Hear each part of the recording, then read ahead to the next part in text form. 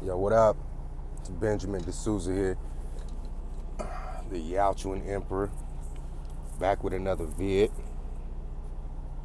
I do want to chime in on this whole spectacle that happened on BGS Idmore's hangout, and I also want to talk about this upcoming generational war. Well, it's not been upcoming. It's been around for a while.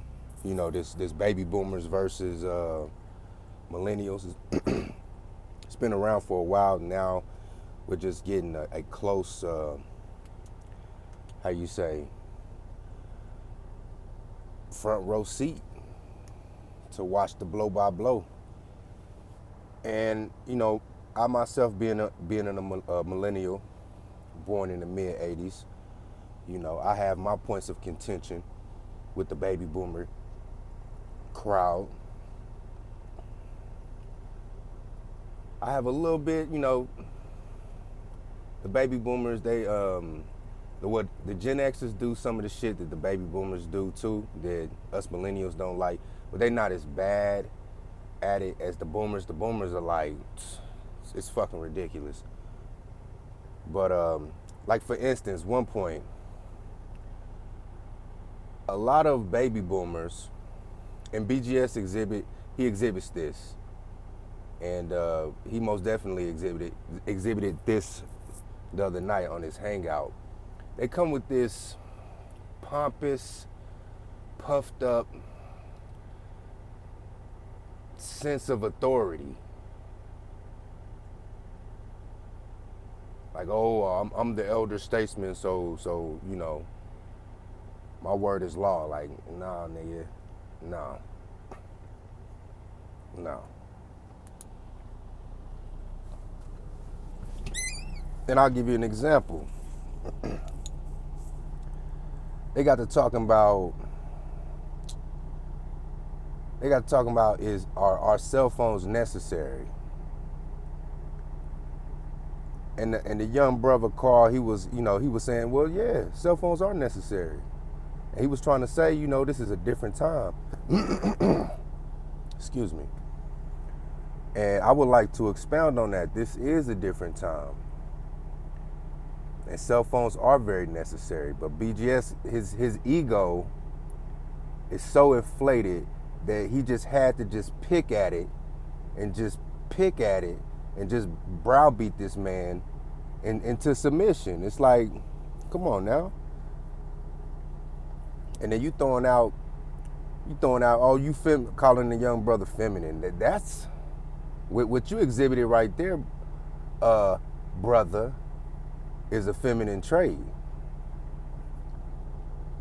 That hen pecking and browbeating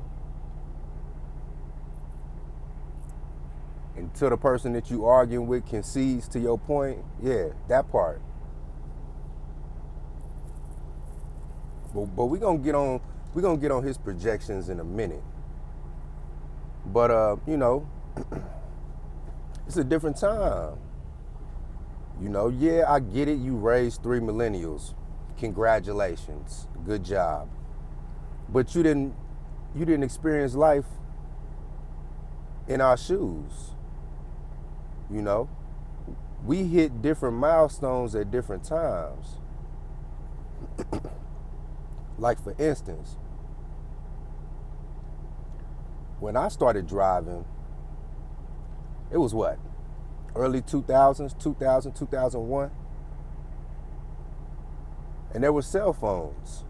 And what was the big issue, you know, back in the late 90s, early 2000s about cell phones and driving?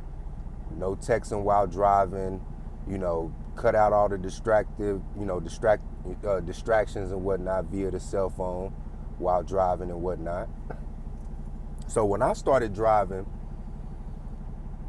you know, the landscape of your daily commute had changed drastically. It's a whole bunch more variables out now. Not only are the young kids, you know, still playing loud music and whatnot as they go to and fro, but now they got their head down and their head in the phone texting. And see, when you started driving, you didn't experience that. You see what I'm saying?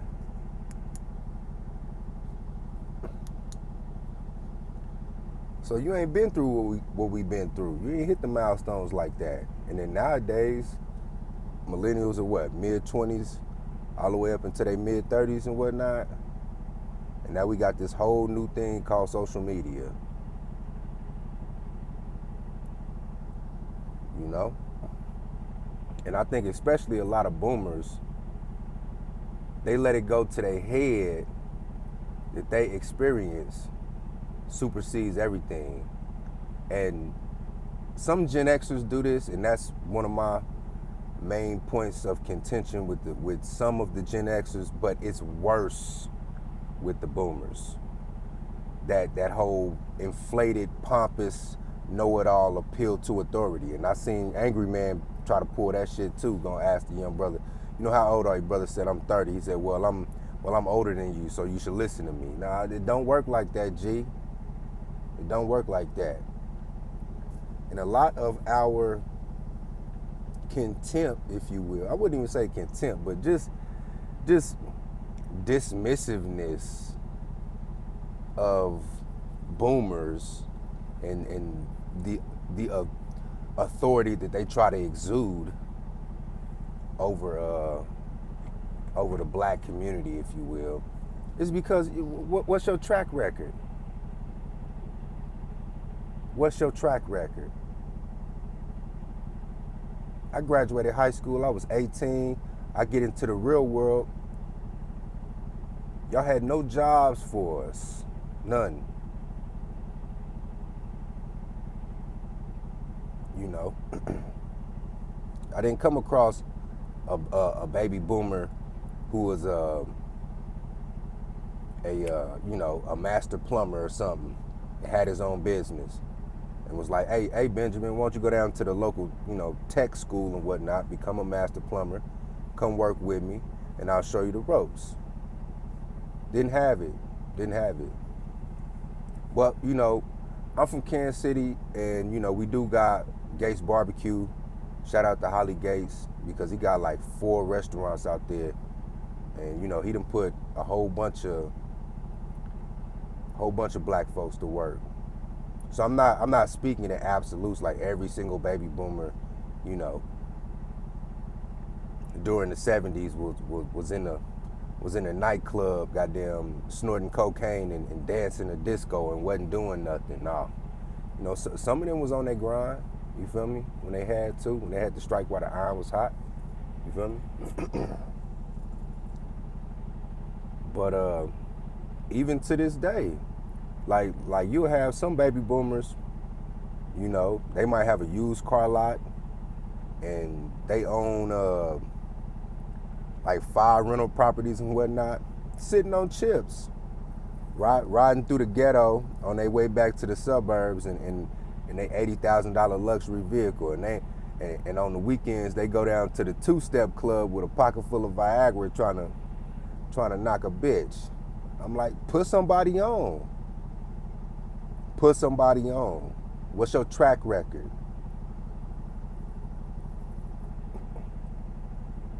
Reading a whole bunch of books and making YouTube videos ain't a track record. And just saying I'm older, so you should listen to me, that ain't good enough. And us millennials know that ain't good enough. And one thing that Jason Black, the Black Authority, said that always stuck with me. He said, man, you gotta watch these old niggas. Because what I've learned over the years, and especially in this field that I'm in right now as a commercial truck driver, is that when I'm out on the road, I don't talk to baby boomers. I don't talk to them. Because them niggas shortstop. They'll shortstop on your shit and try to baller block. Give you for instance, got on with this company, had a mentor, baby boomer, in his mid-50s, some big, fat, Sloppy Joe built ass nigga. This joker was trying to put salt in the game and was trying to implore me to develop bad habits out here on the road. Now, if you're not on your A game driving this big ass 80,000 pound vehicle, not only can you lose your license and not be able to get money via this endeavor, but you could also lose your life or take somebody else's life. Now he up here talking about trying to get me to speed through construction sites and do dumb shit like bust a U-turn in the middle of a four lane street with a long ass 53-foot trailer.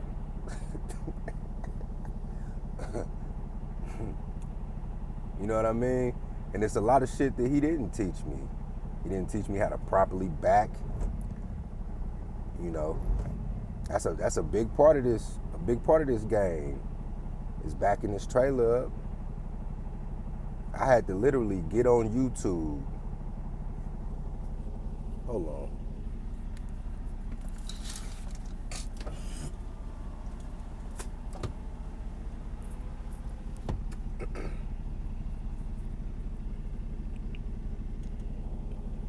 And look this shit up myself. You know what I'm saying? And shit, me and him, we not cool. I had to scream on him a couple times and let him know, you old ass motherfucker, I'll kick some skin off your forehead. I'll put these Timberlands upside your goddamn head. You not my daddy. You feel me? You're not just gonna talk to me any kind of way. And that's why that's another thing about y'all boomers. Y'all alright. Alright. But you know, when I did get out on the road by myself, it was this boomer. I was at this truck stop in Nashville trying to park it and shut it down for the night. And this boomer, this brother, he did hop out and help me back it in. You know what I'm saying? So I'm not speaking in absolutes. I'm not saying that every single boomer be on that bullshit, but you know, that's just an example. And I got more, but I ain't gonna get into all that. And oh yeah, the whole projection, calling people feminine when you yourself are exhibiting feminine, quote unquote feminine behavior. And then another thing, it's like, you know, I get it. You got daughters, and okay, I get it that your daughter told you about the behavior of these millennial men and whatnot, and how she doesn't like the way they act and whatnot, and you up here telling this man that your daughter is more logical than him. Like, come on, man. Listen, this the deal. And this is a problem that I have with a lot of boomers. And Gen Xers do this too. And I would venture to say that millennials do this too. They raise their daughters to be men or to compete with men.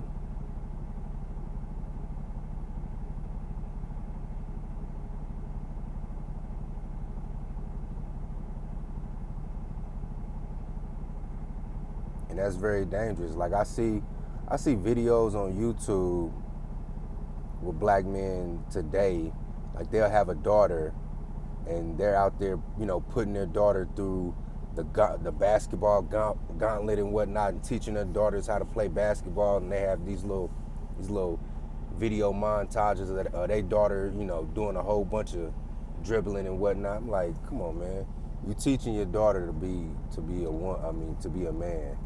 And I myself, I have a daughter. Like I said in prior videos, I'm raising a wife. I'm not raising a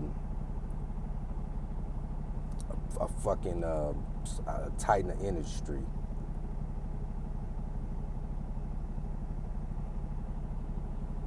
You know.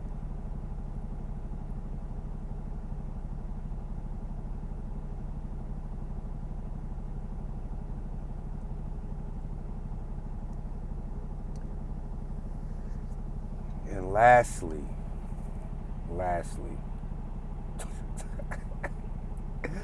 oh shit.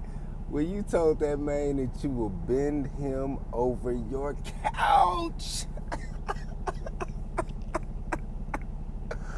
So that's what y'all doing over there? Y'all bending niggas over the couch? Oh my God.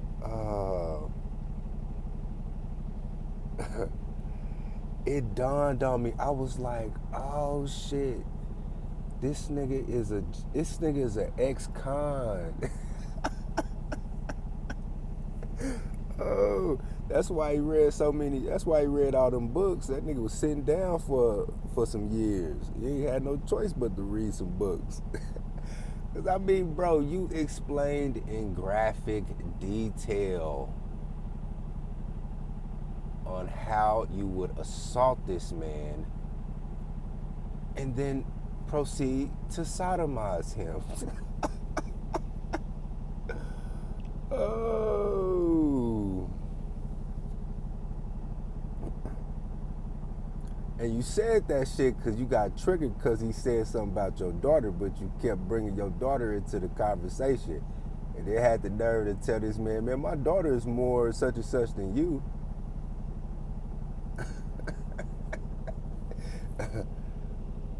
So, you got to keep things, you got to keep people out of it that you don't want to be in it.